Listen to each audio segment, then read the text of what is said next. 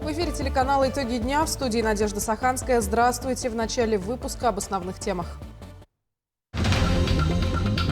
Правительство прогнозирует рост ВВП России. Это станет возможным благодаря машиностроению и сельскому хозяйству. Производительность выросла в разы. За 10 часов из-под станка в Якутске выходит 300 стеклопакетов.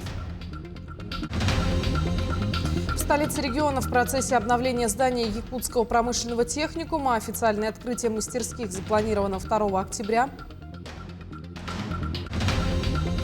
Продавать нельзя, запретить. Депутаты Гордумы Якутска вышли с инициативой о запрете розничной продажи алкоголя в праздничные дни. Так ли однозначно хороша идея депутатов? В парках и скверах города Нерюнгри, несмотря на закрытие летнего сезона, продолжается активная социально-культурная программа. На одном из мероприятий побывала наша съемочная группа. С января следующего года МРОТ составит 27 093 рубля. Подготовлены корректировки в действующее законодательство о повышении минимального размера оплаты труда. Эта мера будет способствовать увеличению заработных плат для 4,5 миллионов человек. Показатель необходим для расчета и многих других выплат. Это отпускные, больничные, а также соответствующие пособия. Работодатели обязаны соблюдать этот уровень, и за несоблюдение могут быть наложены штрафы или даже предусмотрена уголовная ответственность. А экономика России в будущем году должна вырасти на 1,3%. Такое заявление сделал председатель правительства России Михаил Мишустин. Проект бюджета предполагает, что в следующем году ВВП вырастет на 1,3%. За трехлетку он увеличится почти на 7%, составив в номинальном выражении порядка 276 триллионов рублей, подчеркнул политик. Основными драйверами экономического подъема остаются сферы реального сектора, машиностроение, обрабатывающая промышленность, строительная индустрия и сельское хозяйство. Проект бюджета основан на базовом варианте прогноза социально-экономического развития. Документ предполагает, что в следующем году ВВП вырастет на 1,3%. За трехлетку он увеличится почти на 7%, составив в номинальном выражении порядка 276 триллионов рублей. Доходы на 2026 год прогнозируются на уровне 40 триллионов 283 миллиардов рублей, причем доля ненефтегазовых поступлений в общем объеме вырастет почти до 78%. То есть курс на модернизацию экономики, расширение веса отраслей с более высокой добавленной стоимостью сохранится. Ну а в Якутии депутаты собрались, чтобы обсудить, как улучшить работу советов, которые помогают малому и среднему бизнесу. Они планируют разработать рекомендации для властей, чтобы советы работали эффективнее. Сейчас все районы приняли положение о работе советов, где говорится, что заседания должны проходить хотя бы раз в 2 месяца. Также было подчеркнуто, что необходима усиленная организационная и финансовая поддержка со стороны исполнительных органов, включая выделение средств на экспертную деятельность. Все предложения, озвученные на круглом столе, будут направлены в постоянный комитет для дальнейшего рассмотрения и утверждения. Главная часть, которая, безусловно, заслуживает поддержки, это именно конкретные предложения, направленные на именно усиление прикладной роли этих координационных советов, то есть их непосредственное рассмотрение ими проектов государственной программы по развитию предпринимательства и ее финансированию, ну и, соответственно, на районном уровне рассмотрением таких же программ муниципальных именно по развитию предпринимательства, поскольку у нас сегодня более чем в половине районов отмечается практически нулевой уровень финансирования мероприятий по поддержке предпринимательства в этих программах. Вот мы запросы провели, направляли в районы, пришли именно сами тексты программ, именно информация по их бюджетному финансированию. И, ситуация достаточно неудовлетворительная и частично уже тревожная. Инвестиционный комитет компании «Алроса» утвердил проект по отработке запасов на глубоких горизонтах трубки «Удачная» в Якутии, что позволит увеличить срок эксплуатации месторождения как минимум до 2055 года при ежегодной добыче свыше 4 миллионов тонн алмазоносной руды. Компания вложит в проект 20 миллиардов рублей. Отработка глубоких горизонтов будет вестись по уже отработанной технологии, которая зарекомендовала себя как эффективная и безопасная. Месторождение трубки «Удачная» является одним из крупнейших в мире. Разработка открытым способом началась еще в 1967 году. Ну а в 2014 для отработки более глубоких горизонтов был введен в строй подземный рудник «Удачный». Более 800 вопросов поступило на прямую линию главы Якутии. Прямая линия состоится 27 сентября с 19 часов. Как сообщает Центр управления регионом, больше всего обращений зафиксировано из Якутска. Затем следуют Нерюнгринский, Алданский, Аймиконский, Абыйский, Ленский, Мирнинский и Среднеколымский районы. Наша съемочная группа провела опрос среди жителей и гостей Якутска и узнала, чтобы они хотели спросить у главы Якутии. Хотелось бы, чтобы мост побыстрее построили. Потому что без моста цены на переправе просто дикие, особенно в этот период, когда зима. Вот. Ну, что еще? Сейчас дороги много, которые перекрыты, долго слишком делают. Хотелось бы побыстрее, потому что на работу там по 2 часа добираемся. Конечно, хотелось бы, дороги отремонтировали все. Но смотрите, сейчас снег идет, асфальт ложат. Но так не должно быть по технологии. Пенсия когда повысят пенсию? Главное это вопрос. Якутский предприниматель смог глобально модернизировать производство благодаря поддержке Минпрома Якутии. В числе обновок автоматический стол для кройки стекла и установка для герметизации. Высокотехнологичные китайские станки приобрели с помощью Фонда развития промышленности республики. Подробности расскажет Эржена Гармаева.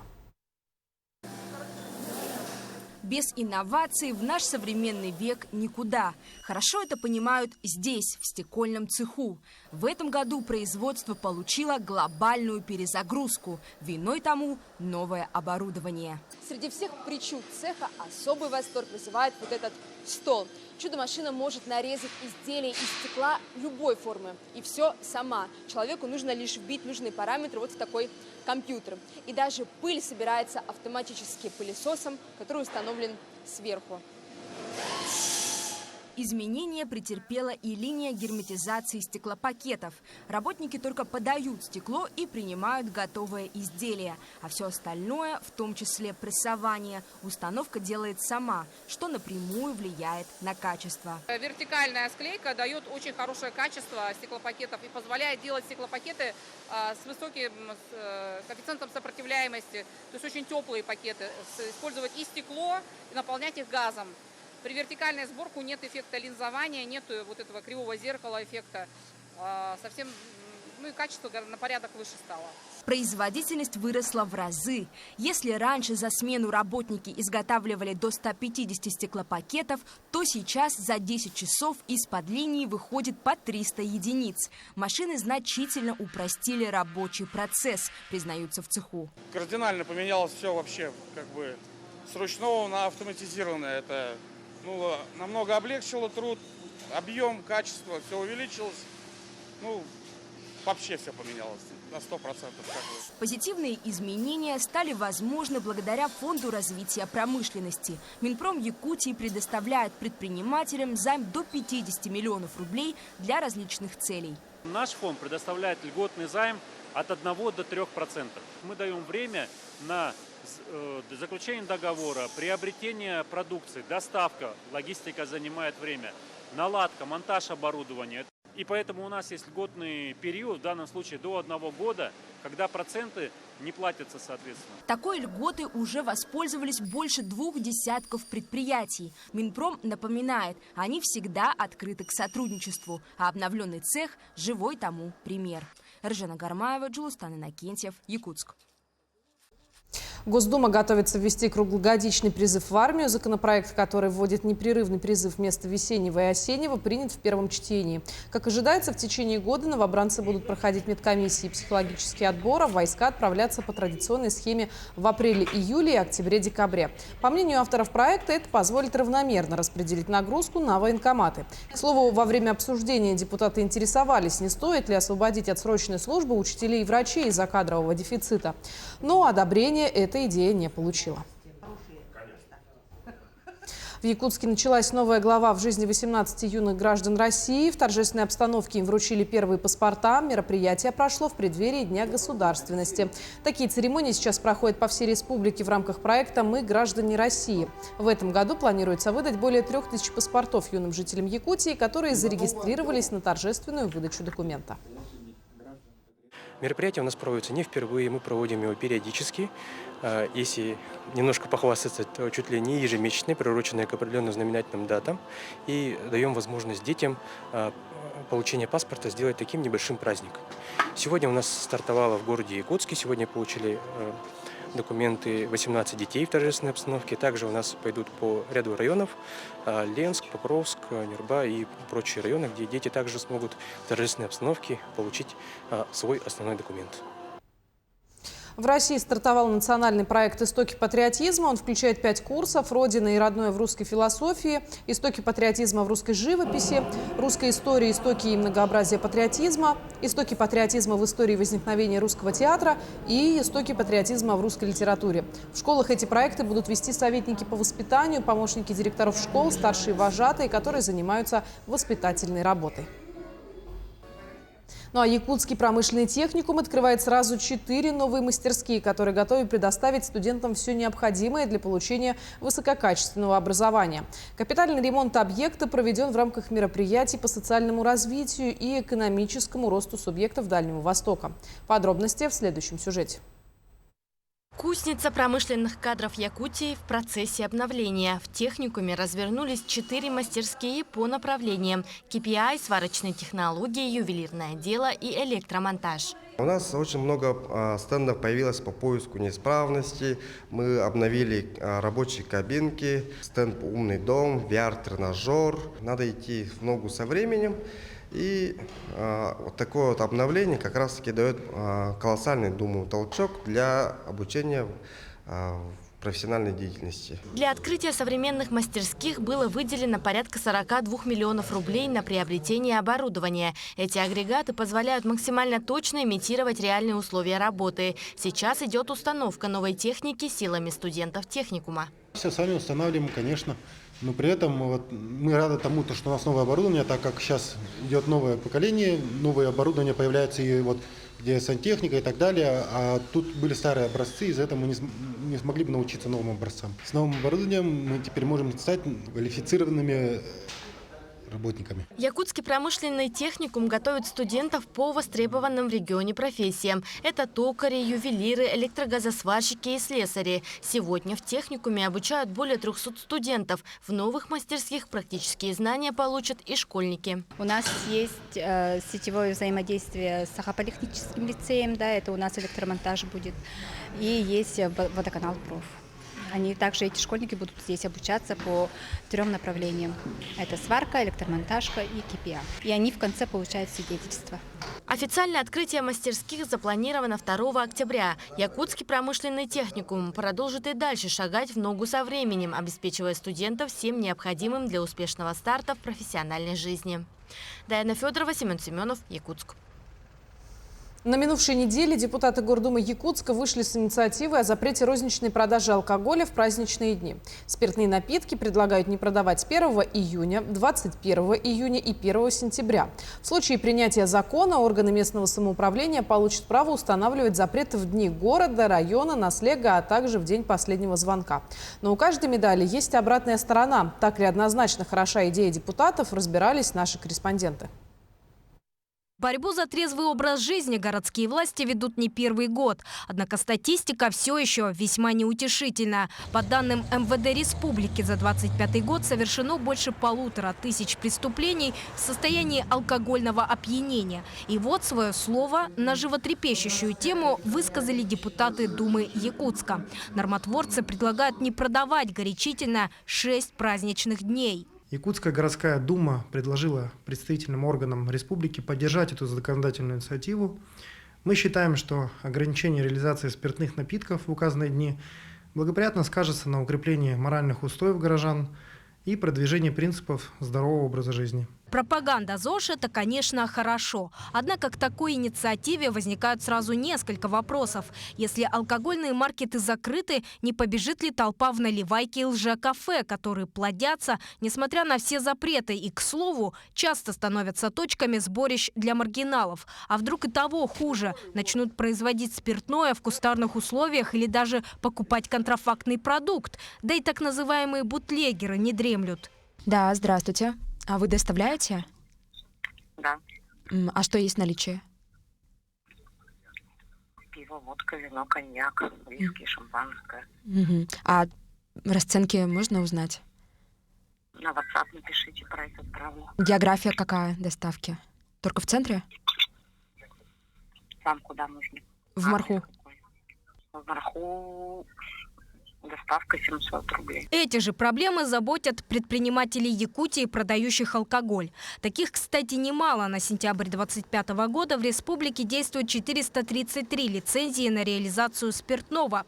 Представители бизнес-сообщества уверены, объем их продаж едва ли снизится. Все-таки народ умеет покупать впрок и про запас. Мое мнение очень простое. Давайте сделаем 2 дня выходных в неделю. То есть законодатели предлагают 6 дней.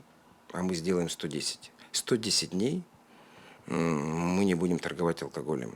Я думаю, что для нас это будет облегчение бизнеса, снижение зарплат. Потому что зачем людям работать 2 дня? Будут работать бутлегеры, будет запас, будут разливайки. Что кроме широкого шума о том, что мы победили, что-то сделали, что произошло в городе? В принципе, ничего. В случае принятия законопроекта запрет будет распространяться не только на столицу, но и на всю республику. Тем интереснее узнать, что думают якутяне об идее «Слуг народа». Я думаю, что эта практика показала себя позитивно, раз такое решение рассматривается на внедрении на постоянной основе. Запрет продажи алкоголя в праздничные дни – это не запрет как таковой, а наоборот освобождение от какого-то наигранного, вымышленного веселья. Но есть же и оборотная сторона этой медали. Для тех, кто желает выпить, они всегда найдут. И здесь уже будут потреблять люди суррогатный алкоголь, что тоже чревато последствиями для здоровья. Как спортсмен, я думаю, это хорошо. А вы не думаете, что все равно найдут, где купить? Да, найдут. Это печально, конечно. Однако окончательное решение остается за народными депутатами Якутии. Как сообщает пресс-служба Илтумен, законопроект еще не поступил в парламент, но велика вероятность, что вопрос будут рассматривать уже на осенне-зимней сессии. Саргалана Неустроева, Эржена Гармаева, Джулустан Иннокентьев, Станислав Потапов, Якутск.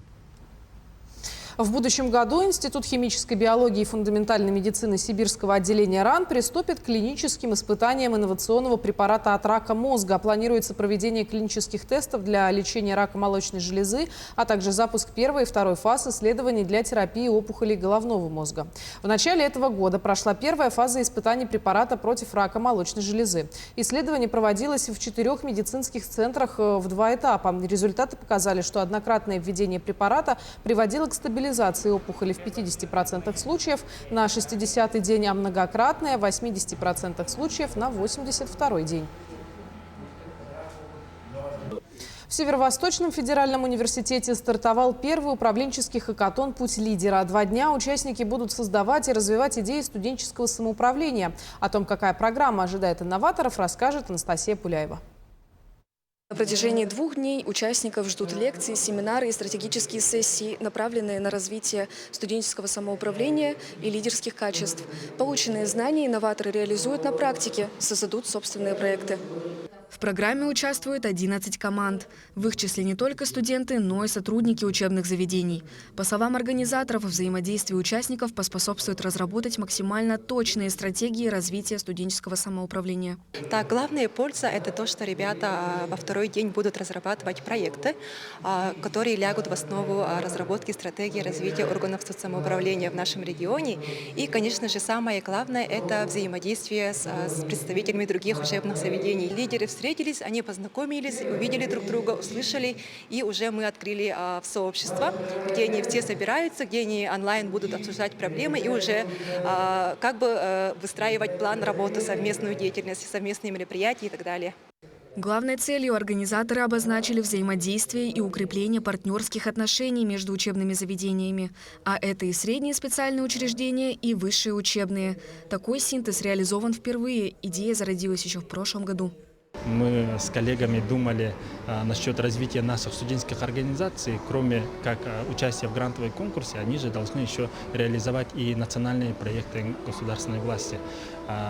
Вообще должны поспособствовать, совместно работать с исполнительным органом власти, и у них тоже должна быть свой вектор развития. Из-за этих целей мы весной создали проект и вот сейчас успешно должны реализовать. Развитие лидерских качеств и смелости мысли – это один из ключей к успеху. Такие площадки для самореализации служат хорошим стартом для ребят, желающих вносить свой вклад в развитие общества. Вообще, хакатон, именно путь лидера, мне кажется, раскроет у всех лидерские качества, потому что, мне кажется, все команды, которые собрались, у них уже есть потенциал к лидеру, да? Также я ожидаю лекции по кадрообразующим мероприятиям, также, например, как организовать полностью свою команду, то есть помочь, и также развитие студенческих инициатив. Такие вот мероприятия, форумы для студентов очень даже отлично, что нам дает опыт для студенческого самоуправления. Ожидание очень хорошее, что вот очень много опыта будем наберемся. Интенсивный марафон реализован в рамках гранта «Росмолодежь» и объединил с собой более 100 инноваторов. В их числе не только студенты, но и сотрудники университетов и колледжей Якутска. Анастасия Пуляева, Семен Семенов, Якутск. В парках и скверах города Нерюнгри, несмотря на закрытие летнего сезона, продолжается активная социально-культурная программа. На регулярной основе в городских пространствах проходят различные досуговые мероприятия для нерюнгринцев. На одном из них побывали наши коллеги. Обычный будний день в сквере средней образовательной школы номер 1 превратился в яркий осенний праздник. Здесь собрались дети и их родители, чтобы поучаствовать в игровой программе. Одна из главных целей создания дирекции парков на базе нашего учреждения – это же, конечно, социально-культурное программирование, проведение мероприятий на данных территориях и оживление таким образом этих территорий, чтобы были задействованы люди, соседи, всех домов близлежащих, школ, то есть это все школьники. Вот у нас такая цель. Веселые игры и занимательные конкурсы с участием профессиональных аниматоров. Каждому гостю игровой программы здесь нашлось место. Дети разных возрастов нашли себе развлечения по вкусу. Я живу здесь вот, рядом. Я услышал, что тут много людей, музыка играет. Я пришел, а тут такая туса типа. Тут, круто.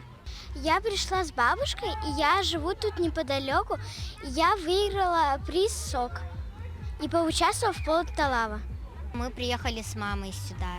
Я второй раз тут. Мне нравится то, что там можно поиграть и двигаться.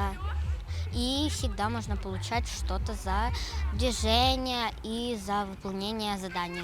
Так, городские скверы становятся не только местом отдыха и прогулок, но и центром культурной жизни города.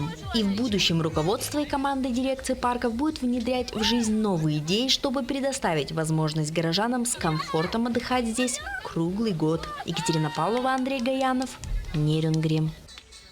Передвижная выставка «Культура для победы» открыла свои двери в Якутске. Посвященная роли культуры и искусства в годы Великой Отечественной войны, она представит для посетителей истории людей тех лет, архивные документы и произведения искусства. Основная часть выставки мультимедийная. Каждый представленный объект расскажет о героях, что стали символами стойкости и вдохновения для своих регионов. Сам проект «Культура для победы» реализуется при поддержке президентского фонда и приурочен к 80-летию Победы. С начала его работы было собрано уже более 800 историй, 50 из которых представили на экспозиции. Сама же выставка работает с марта и уже прошлась по многим городам России. В Якутске она будет открыта до 12 октября, а после направится обратно, вернувшись в Москву.